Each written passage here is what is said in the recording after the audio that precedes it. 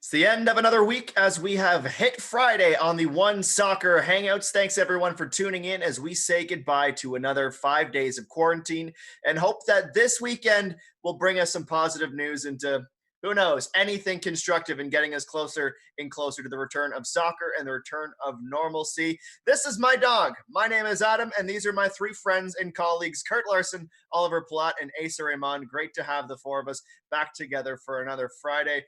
Kurt, another busy week for you. What's been going on? And you got the blue dress shirt today. You're looking really good. How do you know it's been busy? How do you know it's been busy? How do you know it's been busy for me, first of all? I keep track of you. Don't think you keep track of all of us. We got to do the same. Oh, I just been eagerly awaiting, cheesecake recipes here in Ontario to come out, and now we have it. So we'll have to explore that recipe and see if it's all it's cracked up to be. So this isn't a dress shirt. This is it's a quarter zip. I changed my mind. Okay. No shirt underneath though. No shirt underneath. All right. That's what I'm all about. Video quality not crystal clear today, clearly. Thank you for that. Yes, I didn't know how to segue out of that. Thank you for the lifeline. Ollie, how are you, buddy? A little bit of a tough week for me. My hair clippers I ordered have been in transit for 3 days now, so I'm not exactly sure what's happened to them. But I'll keep you all updated. We were supposed to shave it today on the Hangout, so what you're saying is that's not happening? Well, yeah, just to let everyone know I'm not ducking out of it or, trying to get out of that one. They just have not arrived, so take it up with Canada Post. Have you had your girlfriend check and see what's underneath there, man? Because it can get pretty nasty when it's been in hibernation for a little bit. The hair? Yeah. Like, what do you mean what's underneath there? Like dandruff, like all kinds of like scabs, anything? Well, like I'm washing it. I'm still taking care of it. It just needs a cut. The same. No sun. Asa, get in here. Save this, please. Asa, you have nice looking hair. How are you keeping it nice looking? No, I feel like I need a cut. I'm desperately in need of a cut. Been bugging the barber every day, texting him, seeing when we can get things going again, when I can get a cut. But in the meantime, just hanging in there. Doing all right. Working on a sourdough starter. That's the next task for me. How much money is too much to spend on a haircut? I always ask this to people because I don't spend a lot of money on my haircuts. $40 tops. I spent 40 on mine. Yeah, 40. Mine's 40 as well. I think that's the going rate for an average place. Well, especially if you have the same barber and you go all the time and you go in, like I can go in every 2 or 3 days and get my neck cleaned up or the ears, whatever I want, and they don't charge me for that. So like you got to treat them well when they actually cut your hair. Okay. Interesting. Any more barber related questions before we move on to soccer, Kurt? Because I'm happy to Okay. Anyone else? Anyone else got some hair questions to get? Okay, good. No. Thank God. I don't know why you have to go. Well, one more. I don't know why you have to go all the way to your barber just to have him trim up your hairline. Like, can't you just have someone take a razor to it? I mean, I'll do it in the studio if you need me to, man. Don't say that if you don't mean it, because I'm gonna start bringing those clippers. We'll have Cena do it. That's true. Yeah, we should. Hold on, we're being told to move on here. Let's get out of here. Why? This is riveting barber conversation. All right. Topic number 1 for the day. Tomorrow, pro soccer returns as the Bundesliga makes its return with a juicy slate of games beginning at 9:30 Eastern time here. There's quite a few heavy hitters to choose from, including Dortmund and Schalke. That'll be probably the biggest match of the day. But what is one thing you guys are going to be keeping your eyes on aside from match removed? What are you going to be watching out for? Is it the way that the broadcasts are done without fans? Is it the way the players interact with each other? Because there's a lot of differences that are going to be apparent in these matches very early on. So what are you looking out for? Kurt, first thing to you. There's only one thing to watch out for, and it's the most newsworthy thing for me. And it's how does the media react? How do the players react? How does the federation react when maybe 1, 2, 3 players, maybe in the same locker room, test positive for this virus, even if they're asymptomatic? What do? I think we saw the UFC take a stance where they, I believe, had a fighter test positive ahead of their event, and they just simply removed him and got on with it. And everything seems to have been okay after that. So I think it's just that first initial reaction, if there is some kind of breakout, which I think there will be somewhere in some league, and how they move on from that quickly or how they plan to address it. Ollie? For me, it would just be watching to see if it's like the same game, really. Without the fans in the stadium and with with maybe some of the reservations that the players might have about, being in close quarters. Do the games feel like they matter? Do they feel like preseason friendlies? And obviously a big test case for that is going to be the Dortmund Schalke game, which in normal times is a pretty competitive derby, and should get a bit of intensity and fire out of the players. So I'm going to be interested to see if we see that, if they can kind of generate that level of intensity without supporters in the stadium, and if there's any hesitation to get into confrontations and be a little bit physical, as we see in these big games sometimes. Yeah, I'm curious to see how some of the changes will be enforced. If someone does happen to spit on the fields, what happens next? How the ref handles how the ref handles these situations. And for on the entertainment side, the celebrations could be fun. They've been told that there can't be any high fives or anything after a goal is scored, so there might be some creativity and opportunity for some interesting celebrations. On an entertainment side, I'm looking forward to seeing that. Why couldn't there be high fives? No high fives. Why? Got to eliminate any unnecessary contact, Kurt. Why are they not? No high fives? Well, no. I assume that they are all being tested very, very, very regularly. So, isn't anybody involved not infected? I'm just asking the questions. I'm just asking the questions here. All right, fine. Contact throughout the game. You're not going to take contact out of the game. So, yeah, you're assuming that all players will have contact with each other. So, yeah, it'd be interesting to see how things go moving forward. Forgive me for speaking logically. How often are they being tested? Like twice a week, isn't it?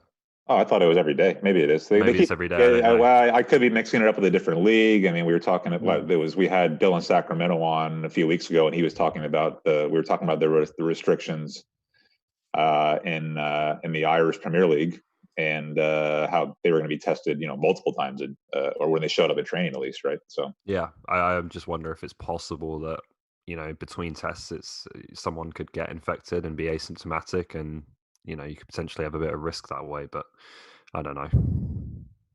Questions we don't have the answers to. Yeah. We're not scientists. We just play them on TV. With the return of the Bundesliga, that means Canadians will be exposed to a lot more Alphonso Davies content.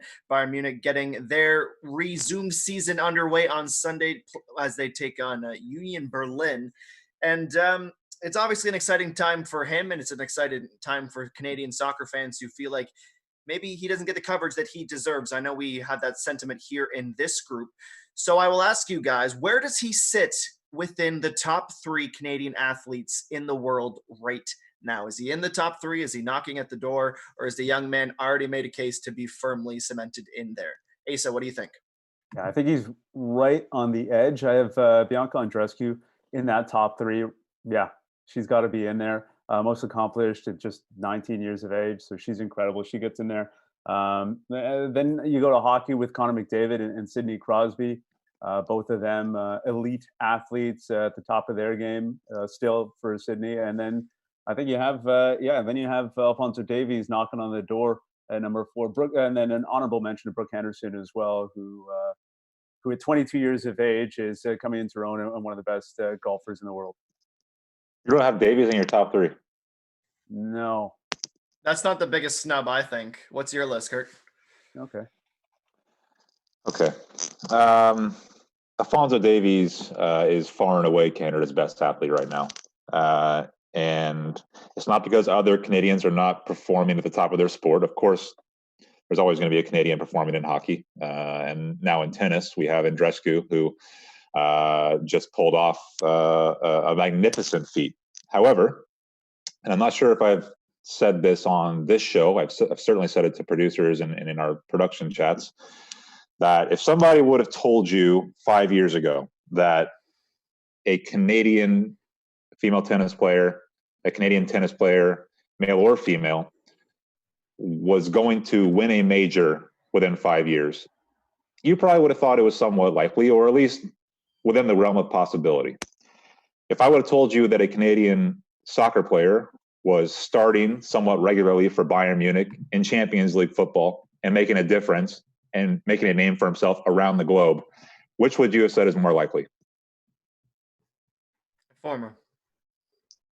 Yeah, I have Davies in my top 3 for sure. Whether he's the outright number 1, I don't know if I'd say that right now, but I certainly agree with Kurt that the scale of the mountain that he had to climb to be a Canadian and come from the background he came from, and then to play for a club like Bayern Munich, which is, such a selective club in terms of the caliber of players that it'll not just sign but actually put in its starting 11. I think is a pretty astonishing accomplishment, and particularly at the age Alphonso Davies is at. So he's in my top 3, but I think you have to say Andrescu is up there competing with him and alongside him. You know, it's again at a very young age to have the year she had and beat someone like Serena Williams is comparable for me. I think the only name that you three are truly omitting is Andre DeGrasse. Yeah, I think he fits in there.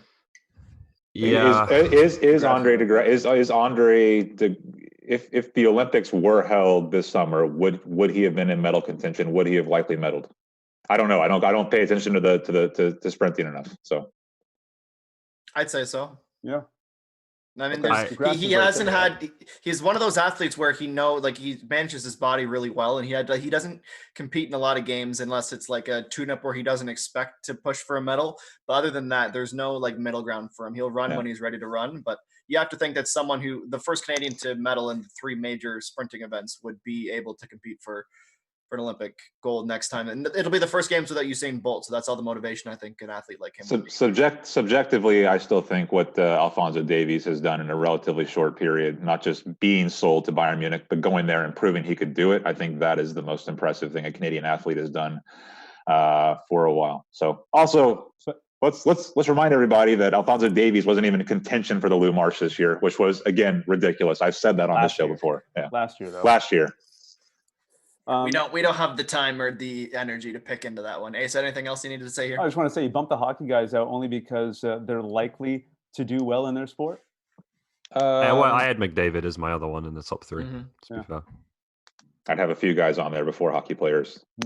I think sorry, just to finish up, it's legitimate to say that obviously there's a lot of Canadian hockey players, but McDavid is the best hockey player in the world, right? So I think you've got to have him in there. I agree. He was in my top 3 as well. Okay, speaking of being sold, Emilio Estevez, who may or may not have was supposed to be on this show today, before being too big time for us now that he's been sold off to the Eredivisie, making the biggest news in the CPL this week, off to Den Haag to play his professional ball next year. Some fantastic news and exciting career milestone for Emilio.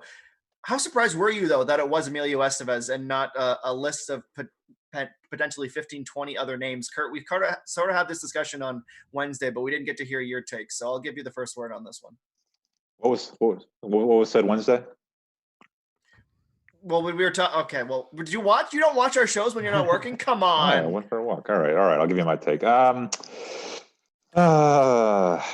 So obviously when this happened, a lot of people were excited. Of course, the league's going to make a big deal of it. It is a big deal for the league. It's important for the league, and New York Nine's, of course, going to pump it up and show that they've been able to move players on. But I think that we need to remind ourselves, and Emilio Estevez needs to remind himself that he's far from the finished product.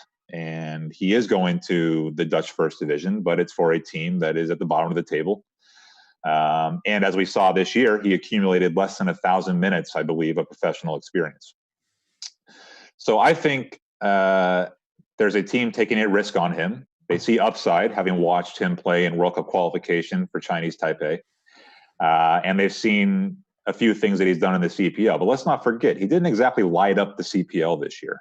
He didn't exactly come on and change games every time.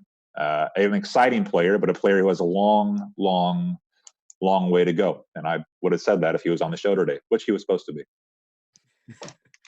Ollie, what does this say about York 9 and Jimmy Brennan? It's a reflection of the player, but it's a reflection of the club as well. It is, and I think it's part of the reason why they didn't hesitate to give Jimmy Brennan an extension a few weeks ago is that I think in his first year as a professional coach or a senior first team coach, he's shown that he has a bit of an eye for a player. He pulled Estevez out of the open trials. I think Murafushi out of the open trials was one of the better players from that format as well. And then you look at guys like Maury Dono, who comes from the footballing hotspot of Collingwood, Ontario, and Jimmy gave him his chance at Aurora and then signed him professionally. Abzi, we can say now that Abzi looks like a great prospect, but he was the only guy Brennan was the only guy to actually sign someone out of the Quebec League, and he found Absi. So I think when you look at that list of players that's stacking up now, and Estevez is another one, you can say that Jimmy Brennan's building up a bit of a reputation for spotting a good young player. And obviously that's what York 9 want to do. They're going to use the new scouting tools they have to bring in young international players. And then they have Jimmy who's has an eye for a Canadian player. So you combine those two things and you have the ability to spot young players, develop them, and sell them on for a profit. I don't want to take anything away from the club, because they've obviously done a great job here to basically, find somebody from nowhere. A kid that showed up, paid $150 to try out for the CPL, and they've turned him into a $50,000 to $100,000 sell. Right. Mm-hmm. So well done to York 9 for that. I just thought, to ground young Emilio a little bit and remind him that there's a long way to go. So you're just saying pump the brakes a little bit, Kurt, but I think there is reason to be excited about this move. He's going to a league that is known for developing players. You mentioned he's going to be a project for Den Haag, but he's only 18 years old. Within a couple of years, he's going to see, you're hoping, tremendous growth, and he's going up against Ajax, PSV Eindhoven, Feyenoord, an opportunity to showcase his skills, maybe move on to a better club in the Eredivisie, maybe move on to another league. So, he's got an opportunity. We'll see what he makes from it. I also want to address a tweet I put out earlier this week that some people took a little bit of issue with, and it was a tweet about how we wouldn't have known a lot of these young players, some of them that have moved on, if it wasn't for the Canadian Premier League. And I think that's still true. We what would have happened to Tristan Borges, Joel Waterman, Emilio Estevez without the CPL? And then what does that say about our ability to find players in this country? Mm-hmm. Yeah. There's something to be said about what sort of an investment and constant and very good broadcasting can do. And not to pump our own tires, but when you're covering every single match with multiple camera angles and then making that content available to anyone in the world pretty much immediately, it does do a lot. And that's what this part, we're rights holders, but we're also a partnership. And I think that's where a lot of people need to understand that when we're overly critical or whatnot, we all want the same end result, as players to move on and more teams to come in and all good things. Now, having said that, we're about to enter our second year eventually. It's coming up unless tragedy strikes, and let's not even think about that. Get that thought out of my mind right now. But when we do get to go playing again, we're going to have another opportunity to see these players and see who's been able to take the steps forward in the off season, however long it's been, and see who might be the next player to move on from the CPL to a different club. Any ideas who that player might be based on year one and just a gut feeling? Because the three of you have watched a lot of games in the CPL. Asa, who do you think is next up? Well, I know a player who is really looking to make that next step, and it's Marco Bustos. I've kept in touch with him, and he said repeatedly to me that this is a big year for him. Whenever play does resume, he was looking to be the MVP and in the near future take that next step. So, he's one player that I'd keep an eye on. I wouldn't be surprised to see make a move in the next year or two. Ollie? Yeah, we know. Sorry, go ahead, Ollie. Well, mine will be short because there's nothing original from me here. I think everyone knows that I like Daniel Crutzen, and I think he is already an MLS caliber player or whatever European equivalent you want to have there. And yeah, just about someone giving him an opportunity. Yeah, the question for me is about, are we talking about a sell on, or are we talking about a player moving on, right? Because would Crutzen command a fee, or is his contract going to run out there? But I know Pacific FC is very, very, very active on the transfer market and trying to move on its young players, and that's why they've signed all these young players. I know last year they were looking to move on a few if they could. Guys like Campbell, who had a good season, Hojaprapor's in the picture, Blasco. These are all guys that they're hoping they can get a return on. So I would look to somebody on the West Coast. Maybe Asa mentioned Bustos, but I think with how much activity Pacific does behind the scenes and trying to move its players on, I would pick a Pacific player. Yeah, I'd add to that I would be surprised if maybe in the next year or so, eventually I think the Whitecaps are going to take someone, whether it's a Pacific player or Cavalry or Edmonton. I think they've got a coach who's obviously worked at USL level and NASL level, and I think he appreciates that some of these players are capable of taking the step up. So I'd be surprised if they don't eventually follow Montreal's lead and look to a CPL player. Dominic Zator, he's MLS ready. Carducci. Bustos. There's plenty. Yeah. No one wants to name another player. I thought you had about 5 more in store. You're just gonna keep going down the list. Good. Turn out. We're good. Marcus Okay. Milan's the guy. Yeah. Are we done? Yeah, now we're done. Okay. Thank you. Okay. Thank you. Now we can move on to a very important topic. Mike Tyson. What does he have to do with soccer? Well, not really, but it's Friday and we're going to have some fun and make it relate to soccer. If you missed it, earlier this week, he put out a video of him working out with the caption, "I'm back." Maybe that's just a nod to the Last Dance documentary that Michael Jordan obviously announcing his retirement, changing his mind with those same words. But it got us thinking, which footballer would you three most like to see come out of retirement if this isn't just a big social media prank? Kurt, First of all, I think that Mike Tyson video was sped up. I told producer Kyle that earlier today. Like, there's no way that video was legit. Now, I think that test it out, knock on his door, and get it. I think that was doctored a little bit. I'm not saying that it's not so impressive, but I think it was doctored a little bit. So I don't know what player these guys are going to say. I hope they've been realistic, because when I was thinking of this, I put some parameters on myself, and what I said was this has to be somebody who realistically could come out of retirement. We're not talking about, guys that played in the 60s and 70s. Right. We're talking about guys that it would be possible, if they put in the work for a few years, to come back and make an appearance and maybe hold their own. So I got nostalgic. I went with Landon Donovan, just because I remember how exciting it was when he came back from his first hiatus and people wanted to see how he was going to be. So I figure he's probably playing and training a little bit. I figure he's keeping in good shape on the West Coast. I figure if he really put his mind to it, he might be able to come and step in for a 10-minute end of game cameo. Yeah, along the same lines for me, Kurt. I was thinking of a player who could do a job. Basically, I think outfield players, it's a little more challenging. I don't want to see a legend get embarrassed, so I was thinking between the pipes for a goalie who could do a job in a game for 90 minutes, and then I was thinking of just cool scenarios that could line up for this. So I thought Peter Schmeichel coming back from Manchester United, going up against Leicester and his kid Kasper Schmeichel. I feel like Peter could just do the job. He could stand in the net. He could stop. Wow. He could stand there. Yeah, he could stand there. I feel like 56 years old, so right around the same age as Tyson. I feel like, he could do it. And then if the game's close, if it's 1-1, 0-0, he comes up, gives you a bite, gives you a good goal off a corner kick, and you get a good storyline there. So for one game, I'd like to see Peter Schmeichel go up against his kid. All right. Well, I was going to give you a name, but after hearing those answers, I'm going to change my answer to no one, because I don't want to see players come back as a shadow of their former selves. And I think, come on, Ollie. I think I'm not interested in seeing Mike Tyson fight again either. Imagine being a pundit and saying, not getting excited by the prospects of somebody coming out of retirement and the storyline. No, I would have even taken Terry Dunfield mic'd up. Put Terry Dunfield in the CPL for a month and let him run around mic'd up. How amazing would that be? Oliver Platt. Good stories? Nah, they're not for me. There's a lot of good players in the Wilds. I'd rather see the exciting next generation come through. And I actually think players hang on too long, and the likes of Eric Cantona and Zinedine Zidane, who retire at the top, tend to preserve their legacy a little better. So I'm going to say no one. Get out of here with your rational thinking. Come on, it's Friday. Ollie also dislikes mascots. Sorry? Ollie also dislikes mascots. That's true. Yeah.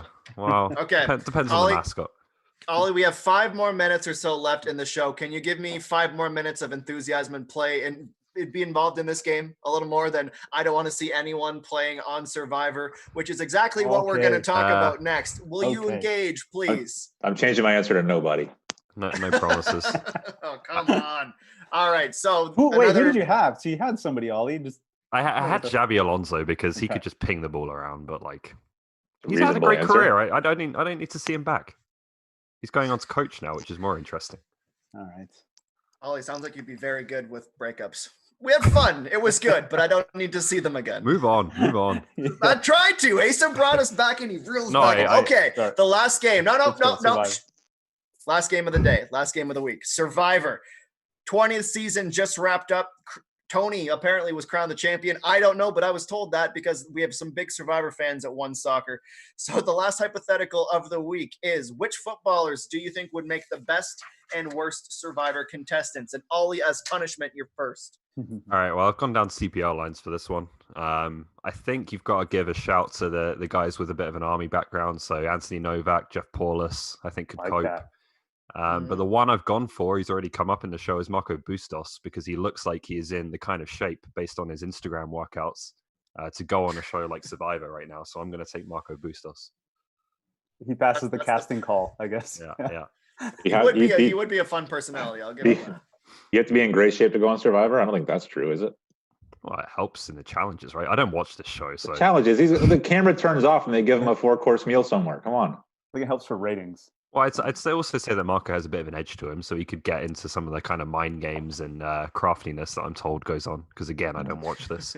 I don't know. I thought he was kind of soft when he came on our show, but Whoa, okay, that's a whole other discussion. So, who do you think would be a good contestant? So I think you have to have